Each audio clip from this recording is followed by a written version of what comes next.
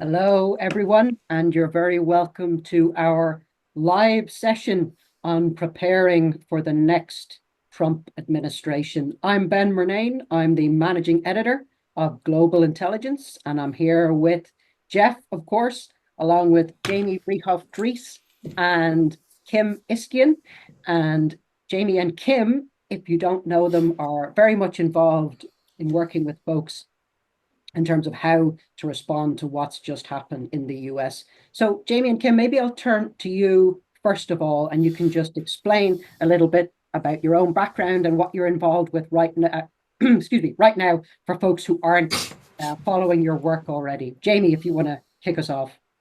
Absolutely, my pleasure. Thanks so much for the kind introduction, Ben. So as you already mentioned, my name is Jamie Vrijhof-Droese, and I'm tuning in today from Zurich, Switzerland, where I had our family business called WHVP. We are a Swiss registered investment advisor, and what we have been doing for the past nearly 35 years is helping US-based investors internationally diversify their assets through Swiss or Liechtenstein bank accounts so they can have a safe nest egg outside of US markets and outside of US dollar denominated investments. Right. And Kim, maybe just tell us a little bit about yourself and what you're up to right now. Yes, I am. Thank you, Ben. I'm the editorial director at Porter and Company, which is the investment advisory of Porter Stansberry, who previously founded MarketWise and Stansberry Research. And we focus mostly on U.S. Investing in U.S. markets, looking at capital efficient companies and the most effective ways of navigating markets and navigating the economy and really understanding what's going on behind what you read in the media. Previously, I worked for a number of investment banks in Russia, in the US. I've lived in 9 countries and been looking at investing globally and also in the US for most of the past 30 years. And yeah, I'm thrilled to be here. Thanks both. Yeah, I think we're really looking forward to some great insights today. Jeff, so I'll turn to you now, and you don't have to introduce yourself again. I think most viewers probably know you, but you can if you want. But maybe just tell us your reaction to what we've seen this week with the election results and specifically what you think it means for the US economy and the months and years ahead. Well, I was pretty surprised by the results. I wrote a column, I think it was on Tuesday, the day of the election, where I basically said that I really thought that Kamala was going to win this, and here's the ramifications going forward. So to see the results was pretty surprising. That said, when I sort of assessed those results, what I expected to happen happened. I said that markets were going to be, if we got a result in which nobody contested the election, markets were going to be happy, and you would see bull market.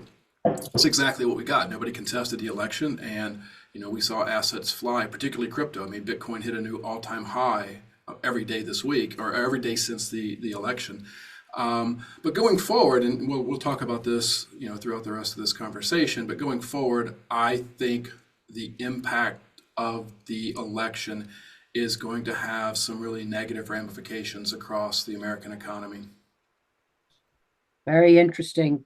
Jamie, Kim, do you want to weigh in on what Jeff said? Do you have a particular take on the results this week, and maybe a big picture take on what it means for the US? Jamie, if you want to go. Yeah, sure. I mean, I see it similarly to what Jeff just shared. I think we knew going into this that it will be a tight race. We were surprised to see that it wasn't that tight after all. That's something that we haven't really expected. In terms of the economic developments, I think we have to distinguish between what we see in the short term and what we see in the long term. And Trump is being put out as this business-friendly economist who is going to save the long-term economy of the US, and that's not really what we're seeing. I mean, when we look at his first term, we have seen him add a lot of net debt to the economy, and that's something that we are not gonna think will change for a second term. So we will expect the national debt, which is already very significant, to further increase. We think that there will be enhanced inflationary pressures. I think we will see a continuous trend of the devaluation of the US dollar, even though there was a short-term spike now. So I think we really have to take the short-term emotions away, investors like to have predictability. They like to know what's happening. So having a clear outcome is certainly good. But I think when we look at the long-term systemic economic problems that the US is facing, I don't see Trump solving them. Interesting. Kim, do you have a take on that or any disagreements? I very much agree with what Jamie was saying. I would just add the caveat that I think too often we say, well, the US dollar will eventually, hit this wall and the US debt is just escalating, we'll hit a wall. And the thing is, we could have been having this conversation a year ago, 3 years ago, 5 years ago. And I think it's dangerous to underestimate the scope for more and more money being pumped into the system to continue to boost asset prices and asset valuations in the, coming months slash perhaps years. But I also agree at some point, sooner rather than later, inflation will accelerate.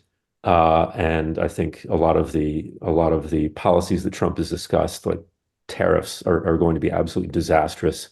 I agree that the US dollar is eventually going to be significantly devalued. But in the meantime, I think it's a mistake to say, well, you know what, I'm just going to put everything into gold and hunker down, because I think it's smart to be nimble and opportunistic and not be too negative in the short term, which I almost surprised myself by saying that, because but also you see how markets act, and I think it is dangerous just to be too pessimistic in the for the coming months, because there is going to be so much more liquidity pumped into the system. Right. It's so interesting. I already see some points for us to definitely tease out further, and maybe some minor points of disagreement, which we can come back to. But I do want to talk about specifics and the specific strategies, and you covered a few of them there, Kim, Jamie, Jeff. Today, you're writing about it being a good time, maybe to get into dividend stocks. You're saying that to your field notes readers today. So specific asset-wise, let's get into that. And maybe we'll start with one of the big recommendations that you always recommend folks go into, Jeff, that is kind of a hedge against dollar decline, if you like, which, Jamie, you've said we'll continue to see.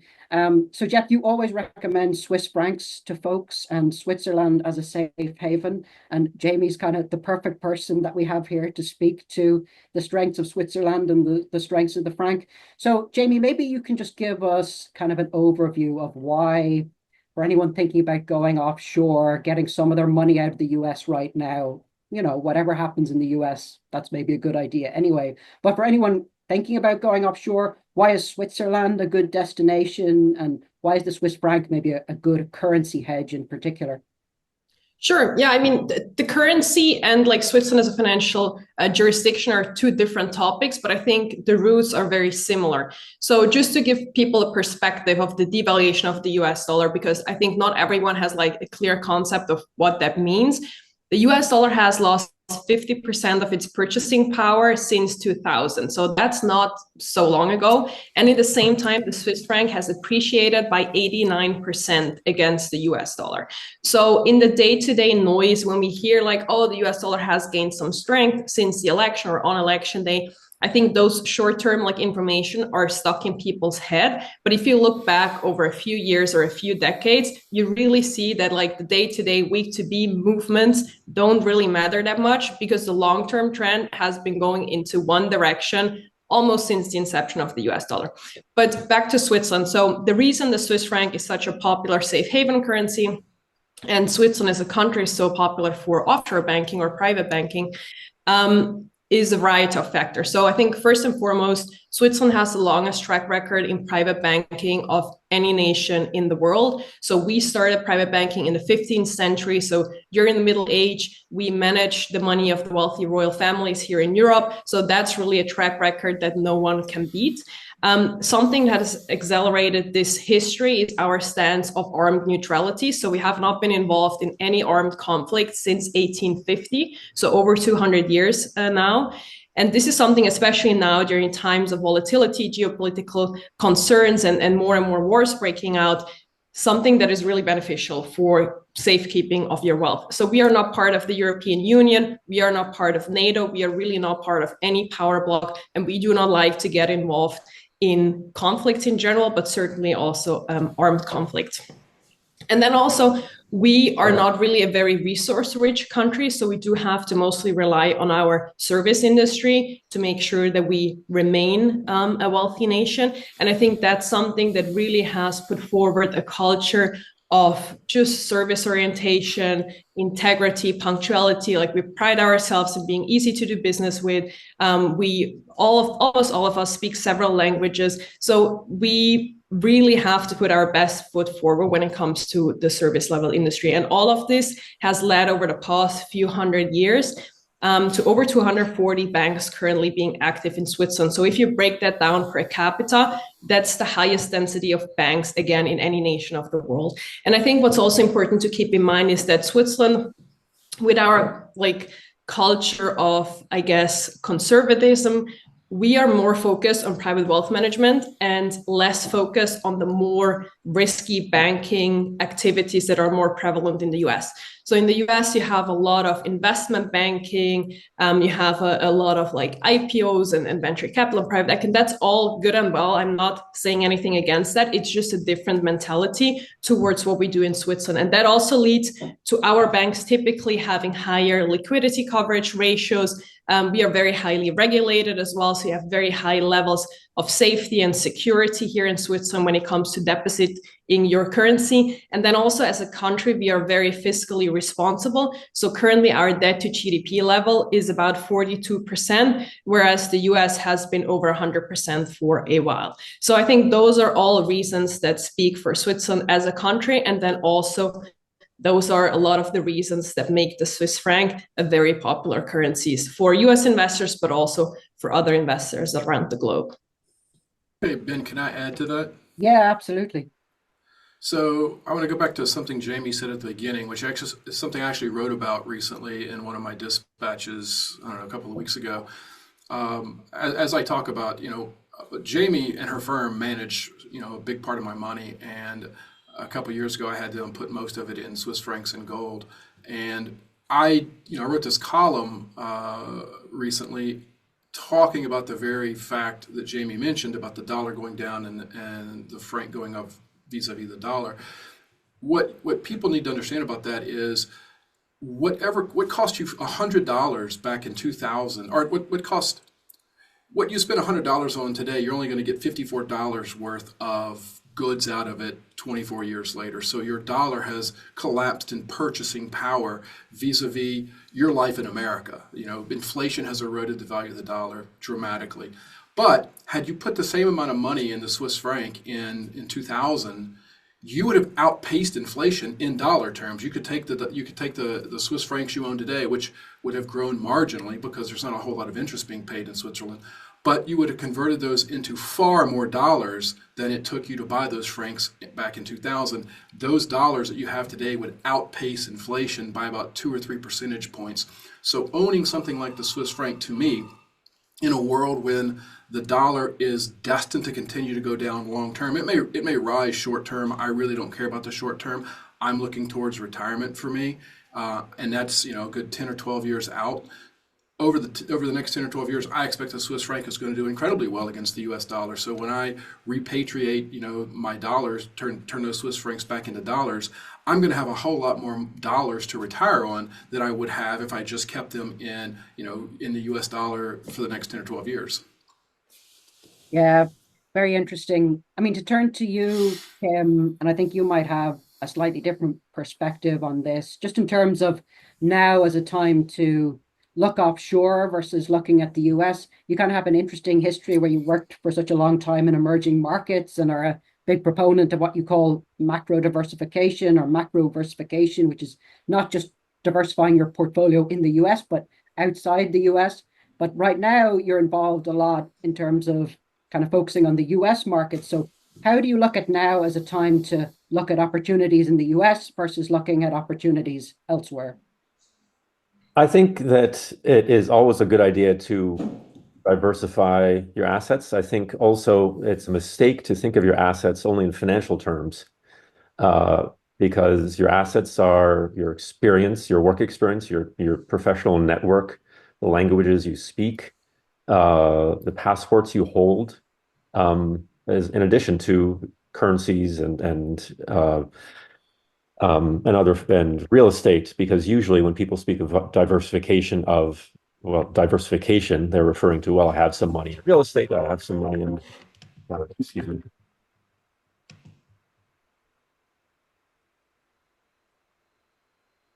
Oh God, excuse me one second.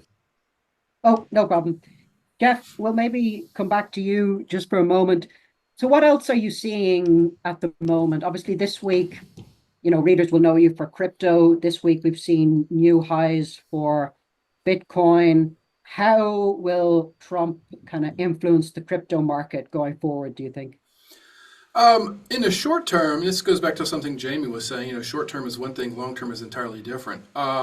In the short term, it's clearly bullish. I mean, the crypto community is part of the voter bloc that helped push Trump over the top, because he has been pro crypto for the last several months, talking about he wants to build Bitcoin into the reserves of the U.S.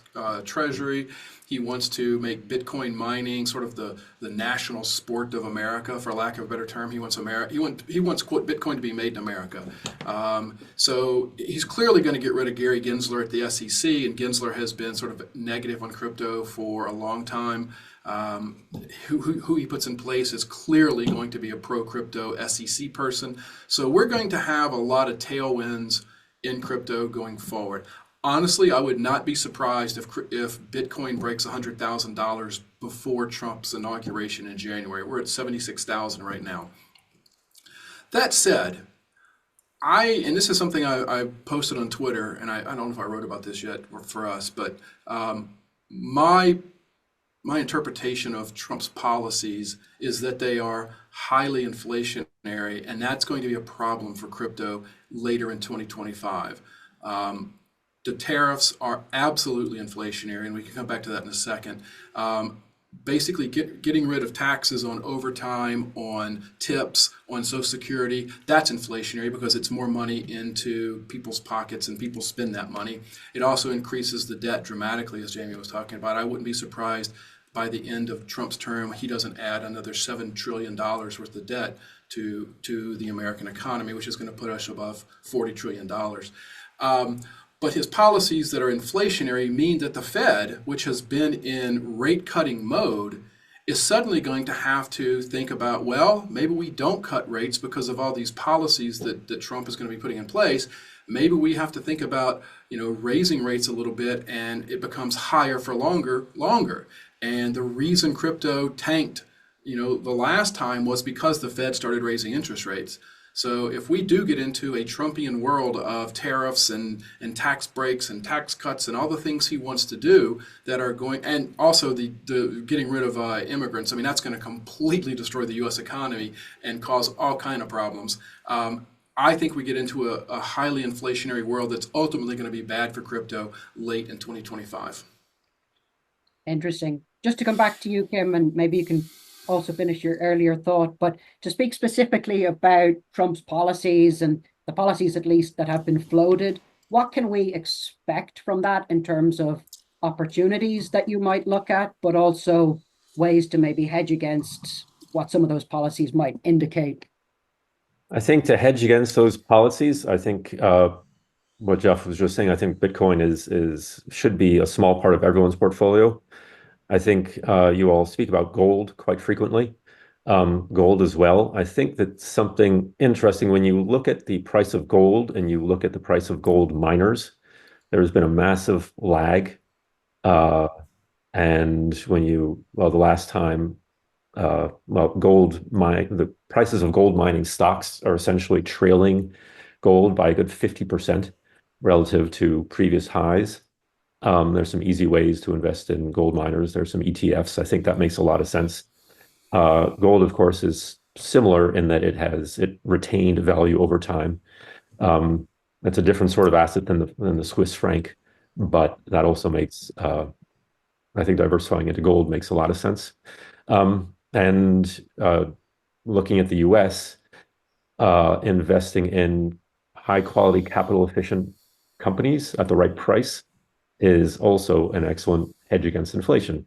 Companies that also do pay dividends, that continue to increase their dividend payments over time, that are growing because they have excellent management, they have just a business model that promotes growth, which is a lot of what we focus on at Porter and Company. I think that is also an important foundation of every portfolio. Not chasing the latest fad, and really focusing on buying the right companies at the right time. Right. Yeah. And Jamie, what are you seeing in terms of opportunities in different sectors as a result of Trump coming back to power? I know your company put out a kind of a briefing for folks before the election where you were saying you thought that a Republican win might mean opportunities in defense, for example, opportunities in fossil fuels rather than in green energy. Is that still your view? What else should folks be looking at? Yeah, that is generally still our view. I think also infrastructure. I mean, the whole electric grid will also need a lot of updating. That's one of the essentially bipartisan sectors and industry that we believe it will like attract investments, irrespective of who wins. But in this like election report that we put out, our main message was, yes, you can tactically position your portfolio now in the short term, but we very much advise, again, coming back to this, I know I'm repeating myself, but having this long-term view, because you don't really know, like politicians always say something and then maybe do it, maybe do something differently. With Trump, we have definitely seen that in the past. With other politicians, we have seen that too. So it's also a little bit of gambling to set onto certain sectors too much. You can do that, but I think you shouldn't lose sight of those long-term problems that we're seeing. And what we are advocating for there is very much just diversification. Just adding to what Kim has said previously, this macro look at diversification into different countries and sector and all of that. We are not saying that you should get out of the US market completely. That's not what we're saying. We are not saying that there are no opportunities in the US stock markets. There most certainly are. And if you live in the US, you earn in the US, you spend in the US, it makes sense to keep maybe a majority of your assets in the US. So what we are typically recommending, obviously it depends a little bit on the specific situation, the specific financials involved, but typically we would say you have an ideal level of international diversification if you have 25 to 35% of your wealth allocated outside of the US. So what I would recommend anyone who's worried about the election, who's worried about which sector, which industry is going to outperform, which isn't going to outperform, should I get into crypto or financial titles or whatever, to really just take a deep breath, take a step back and think about the long-term ramifications and how you can put your portfolio up for success over the next years and decades and not just the next weeks and months. Yeah, always very valuable advice and something I know, Jeff, you always speak about as well. But to turn to the long-term picture, which you mentioned there, Jamie, Jeff, well, Kim had mentioned that, not to underestimate the ability to just pump money into the system and maybe delay that debt crisis, which is coming even longer and longer and longer, which is probably, if you look back at the last few years, good advice to some extent. But that deficit is going to continue to grow, Jeff, right? You mentioned the fact that Trump's tax cuts probably are going to balloon the deficit even further. The debt problem is coming, even if it gets put off. So, Jeff, where do you see the long-term picture for the US going from here? How do you see it changing or not changing? And what can we do to kind of address that in terms of our own portfolios? Yeah, never underestimate the government's ability to continue to run the printing press longer than people expect and pump just gazillions of dollars into the economy to keep it afloat. But at some point, it becomes so top heavy that it becomes a problem. I mean, we're talking, it's going to be $40 trillion worth of accumulated debt by the time Trump leaves, most likely. and that's going to be well above America's gross national product. You're not going to get a $40 trillion GDP in America. You might get up to 27 or 30, but it's not going to be anywhere near 40. So for me, a reckoning has to come. And I know there are the modern monetary theorists who claim you can just print and print and print as much as you want, and you can sort of manage the inflation issues by raising and lowering taxes on Americans to sort of control how much money is actually flowing through the economy. That is an absolutely boneheaded thought process, because I can't tell you the last time any politician would absolutely agree to raise interest rates so that they could stanch inflation. Politicians just don't do that. And you're not going to have the Fed doing that. The Fed's going to be under the control of probably Trump at some point. But my concern is that we are going to have a major currency crisis in America, started by the debt. And that to me is a larger issue for the dollar. We talk about the dollar weakening. My worry about the dollar is that we do have that crisis. And if the dollar is the source of the crisis, it's not going to be the safe haven currency. Right now, when the world falls apart, everybody races into the dollar and the Japanese yen. If the dollar is the source of the crisis, who's going to race into that? I mean, it's like racing into a fire, in the middle of, to stay warm, I guess. I don't know. It doesn't make any sense. So to me, you're going to want to be out of the dollar when a crisis comes. And I think a crisis happens probably in a 2027, 28 timeframe. Ben, if I could just add to, sorry, I was going to turn to you, Kim, if you have any thoughts or points of disagreement there. No, I think when we look at the scope for a crisis, I think looking at the yield on U.S. Treasuries, long-term Treasuries, 15 years and plus, is a very important indicator. What happened with the first rate cut of 50 basis points, what kind of you would think would happen is that the Fed cuts rates and the long bond yield goes down. What happened is that the long bond yield has gone up. And what that is saying is that investors are anticipating a whole lot more bonds hitting the market. Now, what happens when you have increased supply? Well, investors are going to demand higher prices, and yields and yields have been moving up. And that is over time, if yields continue to move up, that of course strains the US deficit all the more. It makes borrowing more expensive for everybody. Donald Trump can jawbone all he wants, but the bond market, as James Carville famously said a long time ago, when I die, I want to come back, not as God, but as the bond market. Or I'm butchering that, but if the essence is that the bond market pretty much drives everything. And as long as yields continue to rise, that's kind of like temperature rising and your body telling you, okay, you're actually very sick. You might not feel it right now, but you are very sick. And I'll add to that. If you look at what happened in the wake of the election, the stock market went crazy, but the stock market is just a bunch of party animals. They always go crazy over what they perceive as good news. The bond market sold off and yields rose because the bond market is basically saying, guess what, guys, now that Trump's in office and we know what his policies are, 2025 and beyond is going to be an inflationary period. So bonds have already started reacting to Trump being in office, even though the stock market is having its own little party. Right. So I suppose this gets to the deeper question, which we have addressed already in different forms, but to kind of hit it head on.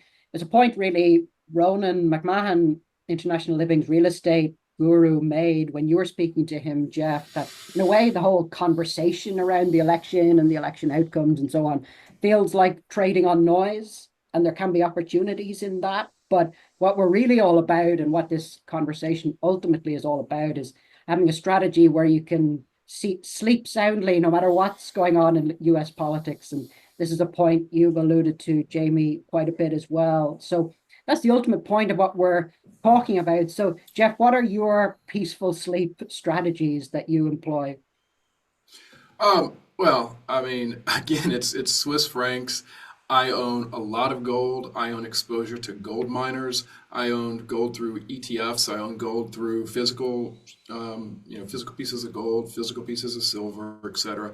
But I'm also, Bitcoin, as volatile as Bitcoin is, for me, it is a sleep well at night kind of asset class because I clearly see the future. And I know that's like, well, nobody has a crystal ball, but it's just so blatantly apparent that Bitcoin is going to continue to rise and rise and rise and rise and rise because you have major institutional investors now involved in this. You have governments involved in this. The Bitcoin ownership globally is pretty small. It's probably under 5% last I saw.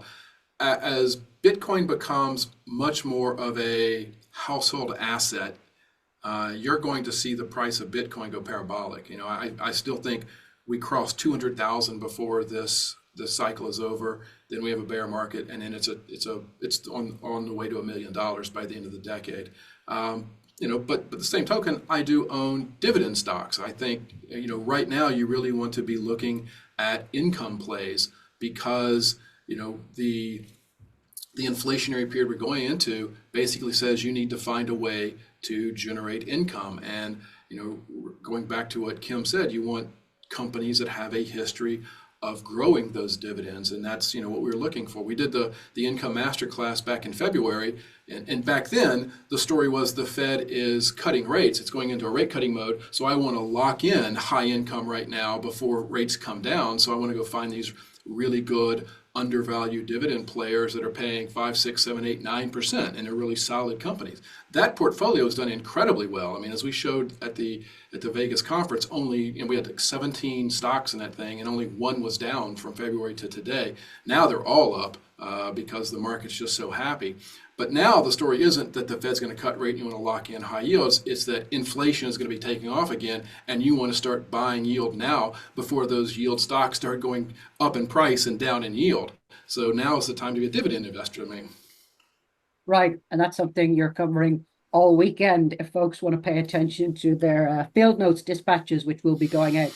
Kim, where do you sit on this kind of underlying question, if you like, of looking for long-term security versus short-term opportunity? I think it makes sense from a portfolio diversification approach that you have the vast bulk of your assets in in assets that will allow you to sleep well at night, kind of what Jeff was just saying. And you have a certain percentage of your assets where you're a little bit more aggressive, and you do stay long some high valuation markets, some go-go opportunities. I think I would put some of that money also when you look at the incredible outperformance of U.S. markets over the past 12 plus years. Over the past decade, U.S. markets are up around 220, 230%. Global stock markets ex-US are up 60, 70%. Emerging markets are up 30%. Now, we all know, we can all look at the reasons why, and they all make a lot of sense. But at a certain point, the most powerful force in the universe, mean reversion, is going to kick in. And we're going to see a return of interest in emerging markets. And I know that's a very broad term that encompasses everything from, Korea to Bangladesh.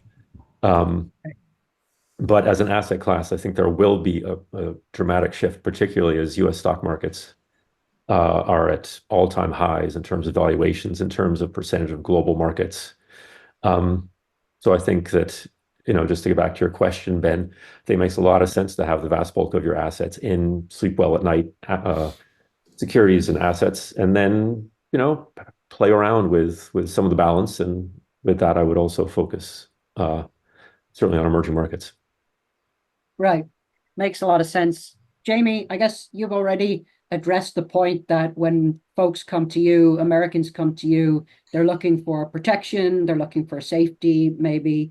So tell us what folks can expect, in terms of returns, in terms of the advice you offer people. When an American comes to you, what can you offer them? Sure, I'm happy to talk about that, but first want to add or answer the question you posed before, because I wanted to say something similar to what Kim has said.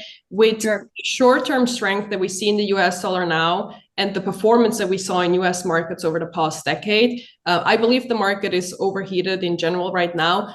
But this is a window of opportunity for US investors who are looking to go offshore. And I think now is a sort of special time where the short-term opportunity of high stock prices in the US, high US dollar strength, goes hand in hand with like the long-term promise of international investments. Because as Kim has said, I think European stock markets currently have the lowest PE ratio that they had in 20 years.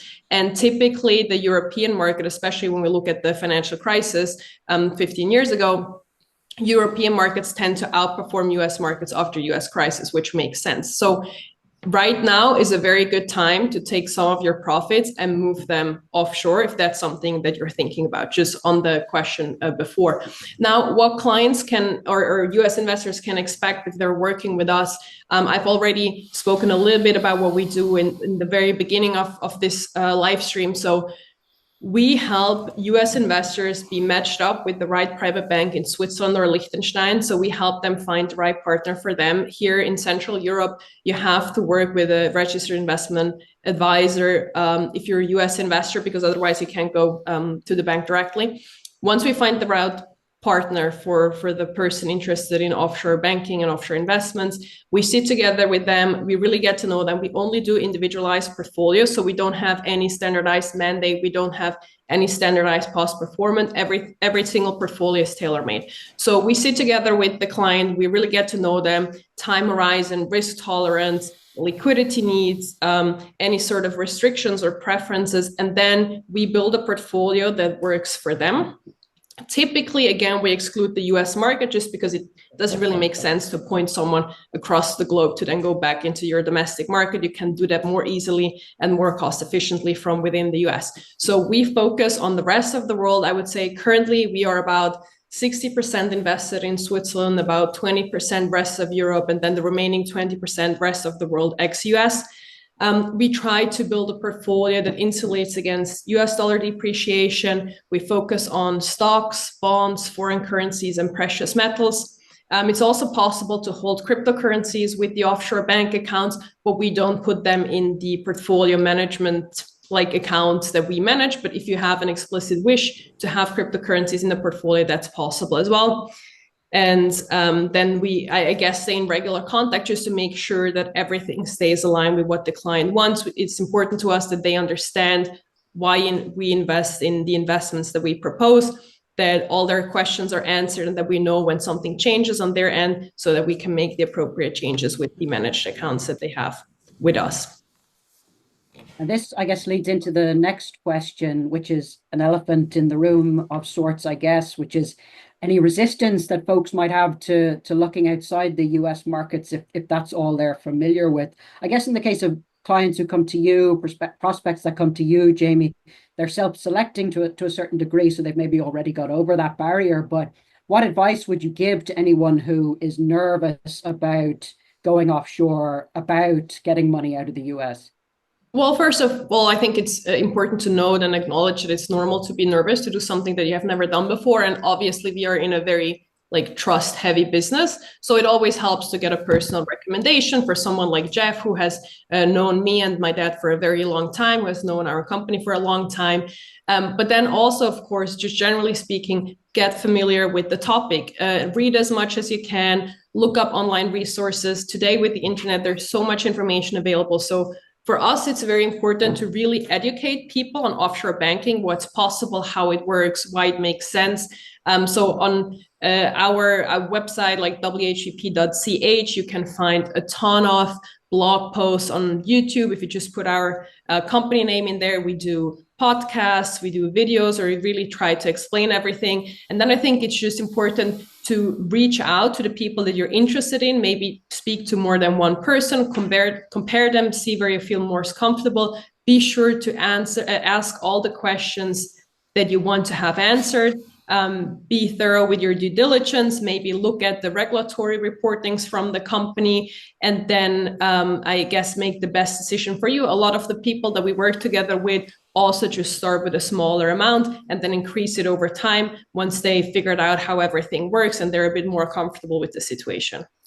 Hey, and Ben, if I could just kind of flip your question on its head, Yeah. and people who are cautious, people US based investors, American citizens who are cautious about going abroad and investing in other markets or working with Jamie, for example, I would instead say, well, what are the risks of staying entirely within the US system, the US Yeah. banking system, the US Yeah. financial system, the US currency, the US stock market? And if you were coming in from Mars, would you look at the United States and say, yes, that's where I want to have my entire net worth, all of my, what I was saying, what I mentioned earlier, my entire, professional everything, my network, my passport? Or would I say, you know what? There are other countries and there are better ways of doing this. And, we've seen, I worked in Russia for a long time, and I had any number of friends and colleagues who did all the right things and they were well diversified and they went to good schools, had a good job, but they were entirely in Russia. And guess what happened? As often happens in these crises, everything falls off a cliff. And a lot of my, friends and colleagues who did all the right things were out of a job for years and they saw their net worth just decimated. Would that happen in the US? I don't know. But would I want to be sure that I insulate myself against that? Certainly. And what are the risks of being completely concentrated in one market? Well, probably far greater than saying, you know what, I'm going to start with something like what James is describing. This Yeah. is such a good point. I should just add that to all the presentations I do because no, it's absolutely true. People get blind to the risks that they face every day, right? No one's worried about getting into a car because they just use the car every day, but it's much more likely to get hurt in a car than an airplane. But then people are worried about the airplane because they don't use it as frequently. And I think that's just how the human mind works. It's also when I talk to friends of mine who are worried about getting invested and going into the stock market, and they're so worried about losing their money, but they're not thinking about how they're losing their money by just keeping it in the bank and paying fees and having inflation accumulate. So really great point. Thanks for adding that. And I'll add, Ben, that Yeah. I've written many times, I started opening brokerage accounts in 1994 overseas, like literally brokerage accounts and bank accounts in New Zealand and Hong Kong and South Africa and Egypt and all these places, because I really wanted non-dollar exposure. And this was at a time, when you couldn't just hop on to, the Charles Schwab of New Zealand. You had to, send faxes and all that back and forth to brokers and whatnot. So I was sort of a early pioneer in an American literally going overseas to put money at work. And the question that I think all of this gets to for most Americans is the fear factor of sending your money across the sea to some brokerage account that you don't really know. You've only heard about it through somebody else. And is your money going to be safe, or is it going to get lost somewhere, or are you going to be part of some kind of financial scam and you have no recourse? The reality is that in a lot of these markets, the financial systems, the financial regulatory systems are a lot stronger than they are in the U.S. actually. There was a period when back in the, I don't know, say 10 or 12 years ago, where all of these Chinese companies were scamming Americans on the NASDAQ. Well, these were Chinese companies that the Hong Kong Stock Exchange refused to list because they didn't meet, regulatory requirements, but they certainly met the requirements in America. So I have no problem putting my money to work in Hong Kong, in Singapore, in Switzerland, in the UK, in France. You pick a major Western country, and I'm happy to have a brokerage account and put my money there because I know the regulatory system is quite strong. So, I wouldn't, if I'm a US investor and this is my first time really thinking about putting money to work overseas, don't fear the regulatory environment. Understand that particularly in the EU, you're going to have a really strong regulatory environment in the EU, in Switzerland, in Singapore, Hong Kong, Japan, etc. So don't worry about that kind of stuff. That you're going to be safe there. Right, yeah. And do you encounter a lot, Jeff, at our conferences for international living and so on, do you encounter that question a lot from international living readers, from global intelligence readers? is it safe? How do I go about it? And what would your advice be to anyone who asks? Yeah, I don't know. I'm not going to define it as a lot. I definitely get that question. The a lot questions I get are how to become a millionaire in crypto by next Tuesday. But I do get the question of how do I go overseas? And the Vegas conference, somebody asked me how can they put money to work directly in European stock markets if they want to be outside of the U.S. financial system. I mean, you can put money to work in European stocks through Charles Schwab and Fidelity and those guys. But if you really want your money offshore, which is exactly what this person wanted, and they wanted a brokerage account they could trade in like they would trade in Fidelity. And I told them, there's one called Investors Europe. You can go open an account there and they're safe, they're regulated. I had an account there for years and years and years until I got divorced. So there are ways to do this in pretty much any country, and I do get that question, but the sort of paperwork bugaboo I'll talk about really quickly is simply that if you do have money overseas, you're going to be the brokerage account is going to want you to file a W-9 and all this stuff to prove that you're an American, and here's your Social Security number, et cetera, et cetera. And if you have more than $10,000 at work cumulatively overseas, then you're going to have to fill out a particular Treasury Department form every June, I think it is, just to let Uncle Sam know where you have accounts. Right. Yeah. Good point to note. So to come, I guess, to my final question, and then we'll turn to a few reader questions before we wrap up. But my final question, I guess, to kind of try and tie all of this in a bow, really comes back to something you addressed, Kim, which is this whole idea of macro diversification, which means, right, not just diversifying your financial life, but your whole life in a way. And I guess there'll be some people who are depressed this week. There'll be some Americans who are very happy. But regardless of that, I think the opportunities that are available when you focus not just on the US, but overseas, it's like that point you made, Kim, you don't know what risks there'll be, but you also don't know what opportunities there'll be unless you're looking at them. So regardless of how you feel about the political situation in the US and dollar decline and all the rest, if you open your mind to what's out there in the world, you're going to benefit anyway, right? There's so much to kind of take a look at.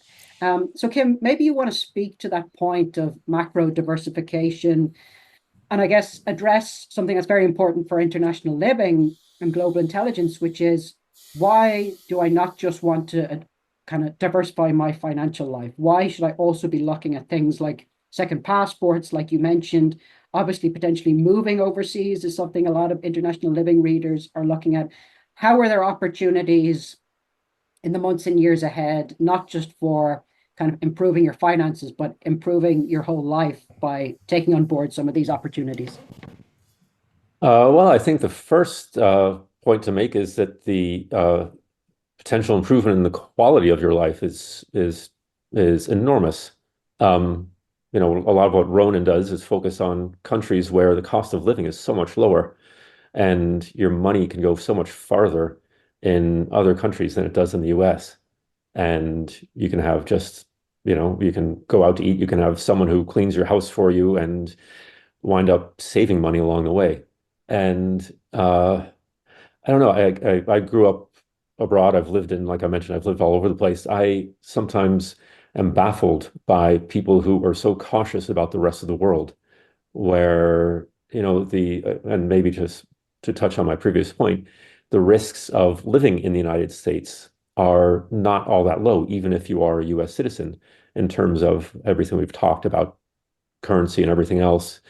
But just the risk of being completely concentrated in the US, I don't know why you wouldn't dabble in, or at least explore, looking into other markets, looking to other countries, and push yourself just a little bit.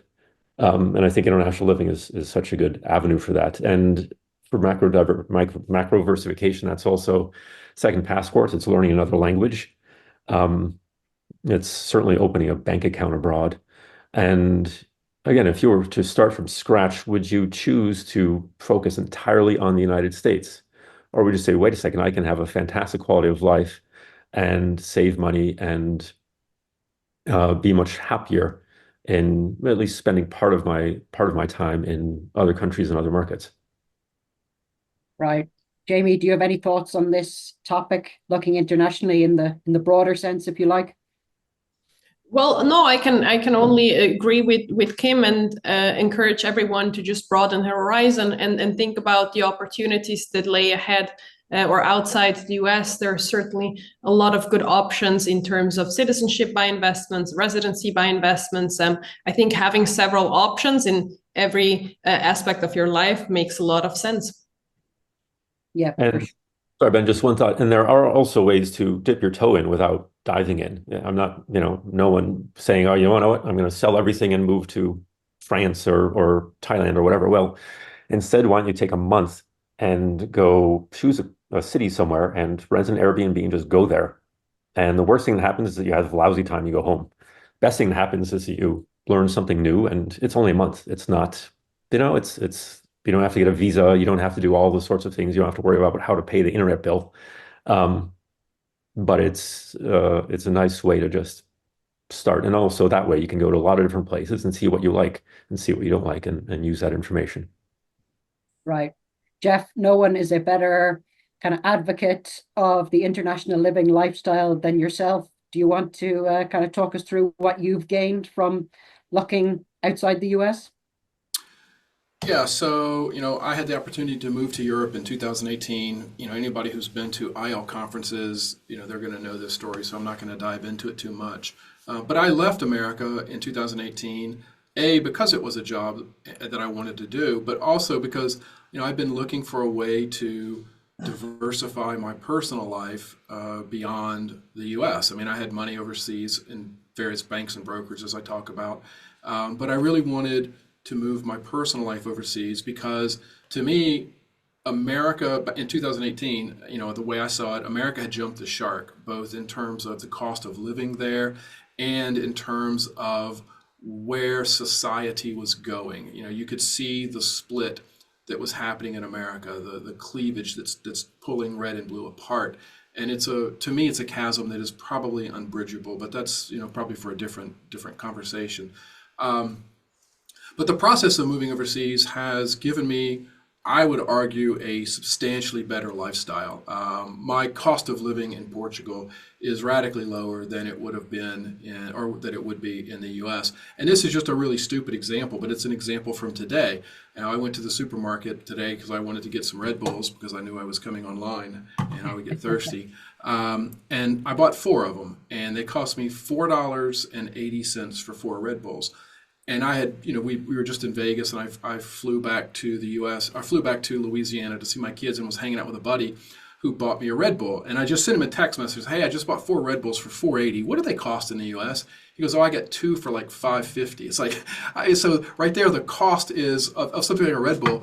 It just shows you the cost in Europe, particularly in affordable parts of Europe, are substantially less. Now, Jamie's going to tell you Red Bull in Switzerland is like $918, but that's a different topic.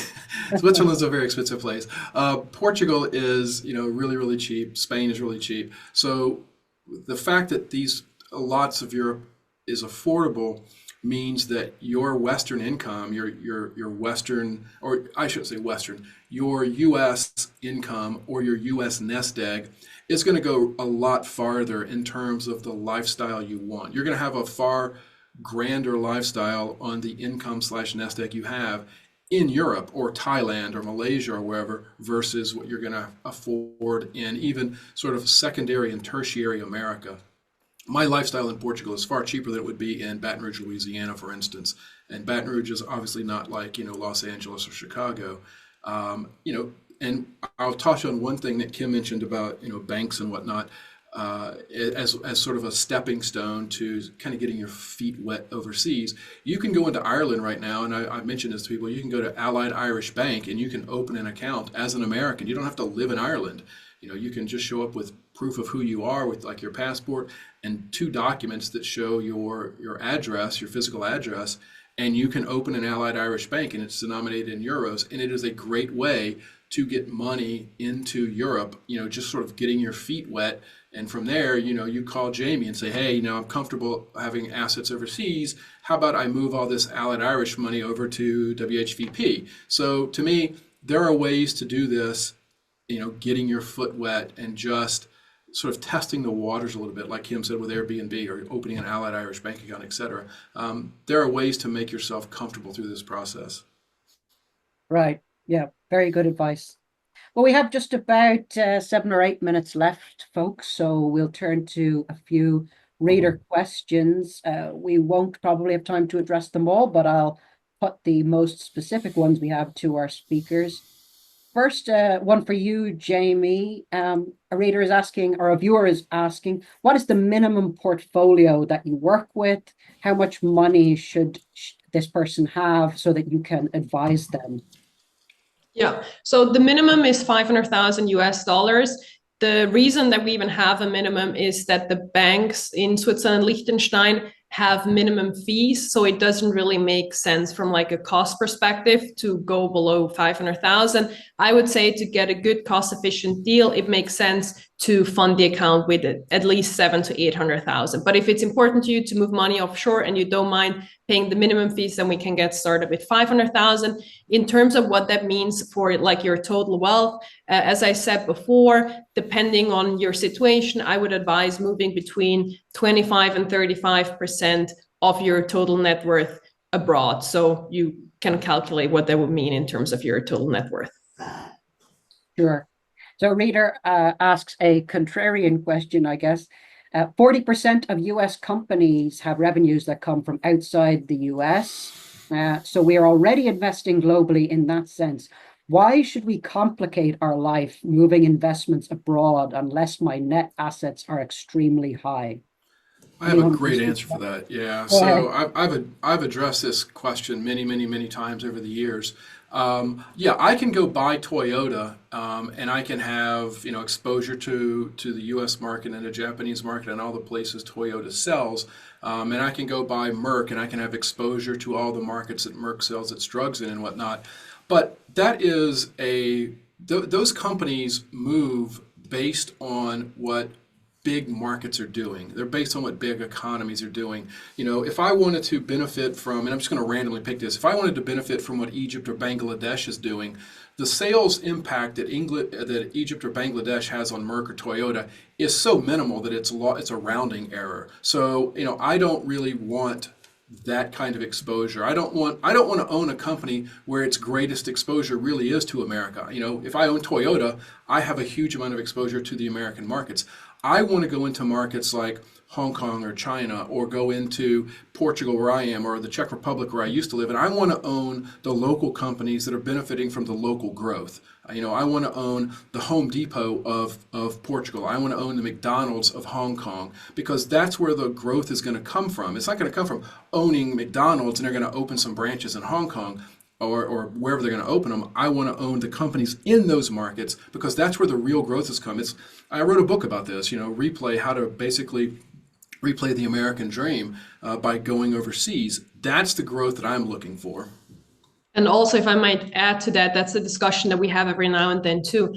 The US companies are all going to be fully in US dollars. So then you have the exposure to the loss of purchasing power in US dollars. So we sometimes have someone who tells me, well, I am exposed to international markets. I have like 4% allocated to an ETF that is in the European market.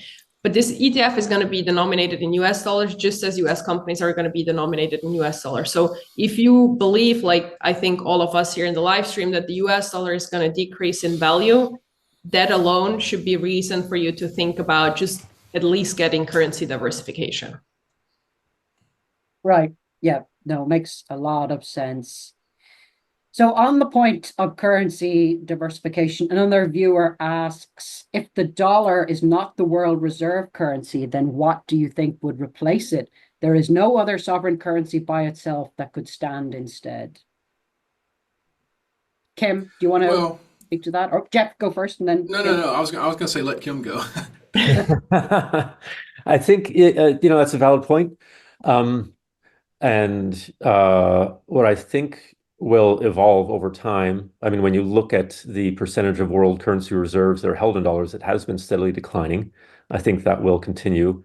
When you look at what central banks have been doing over the past 2 years, they've been buying enormous volumes of gold because following the freezing of Russian assets with the Ukraine war, that was the United States saying essentially, guess what? If you hold your money in US dollars, we can do whatever the hell we want with it. And I mean, talk about a red flag. Um, Now, what are the options? I mean, as Jeff has mentioned, I think Bitcoin will become an option. Will it become a foreign reserve currency? No. Will it be 1 or 2 or 3% over time or more? Certainly. Gold. I think something that we don't really read about much in the US is what is happening with the BRICS. That is Brazil, Russia, India, China. Um, and that club of emerging markets is growing. They are increasingly cautious about dealing with US at all, about having, they're looking to diversify outside of the US. It's not going to happen anytime soon, but I think that that is something that will, some sort of currency, some sort of alternate financial infrastructure will evolve there. And, over time, perhaps the euro will rise in prominence. I think that's a difficult argument to make because the European economy has its fair share of challenges. Um, you look at the Singapore dollar, you look at the Swiss franc. They are also, I think, fantastic options when we look at global foreign currency reserves. So I guess there's no good answer, but when you look at all the other options and you look at what the dollar is doing to push foreign governments out of it, I think there's little question about the dominance of the dollar declining. I mean, this is something I write about all the time, as you know, Ben. And my perspective is that the U.S. dollar is going to lose reserve currency status. There's no two ways about that, because because countries are increasingly worried, as Kim said, about how the U.S. uses the dollar as a weapon of wealth destruction and as a weapon of, we're going to, if you don't do what we tell you to do, we're just going to screw you by limiting your ability to use US dollars, or we're going to seize all your assets. Countries realize that they don't have to be an enemy of America to fall into that situation. Who knows what France does that pisses off Donald Trump and he decides he doesn't want France to have access to dollars. I'm completely making that up, but I'm just trying to give you an example of the risk that countries see. So to me, the dollar is going to continue to lose prominence in global trade. The question is there a large enough currency to replace the dollar? At the moment, no. The Swiss franc is never going to be that big. The Singapore dollar is never going to be that big. The Aussie dollar, the Canadian dollar, there's not a currency in the world that's ever going to be that big, except maybe the Chinese yuan. But China has its own issues that the world doesn't really trust. But, if you see the BRICS currency emerge over time, and if you see that currency is backed by hard assets, which explains why a lot of the BRICS countries have been buying enormous amounts of gold, then it puts the BRICS currency in a lot different light than it's just another currency. I would not be surprised to see a world emerge that is basically like, sort of post-World War, Cold War kind of stuff, which was you had the Eastern Bloc and you had the West. You could have a BRICS bloc currency world, and you could have a sort of a U.S. dollar currency world in which a lot of countries are gladly using the BRICS currency as their reserve and as the fuel for their trade. And I also would not be surprised to see a world emerge in which the dollar, the BRICS, the euro, the Japanese yen, gold, and Bitcoin are all in a basket. And I would not be surprised if that basket is sort of centered around gold and Bitcoin as the anchor around which all these other currencies float, because that would begin to address some of the massive Western debt problems that exist in this world. Right. Yeah. It's a good note, maybe a slightly ominous note, but also a moment of opportunity, maybe to end on. Interesting times that we live in, as the saying goes, lots of opportunity ahead, lots of kind of things that you maybe want to hedge yourself against as well. So, any final thoughts from yourself, Jeff? And then I'll turn to Kim and Jamie. Any final thoughts on advice people should kind of take on board in particular in the months and years ahead? Yeah, I would really pay attention to the policies that Trump is able to put in place starting in, the first quarter of 2025. Is he really going to impose the tariff structure that he has laid out? Is he really going to deport, tens of millions of immigrant workers?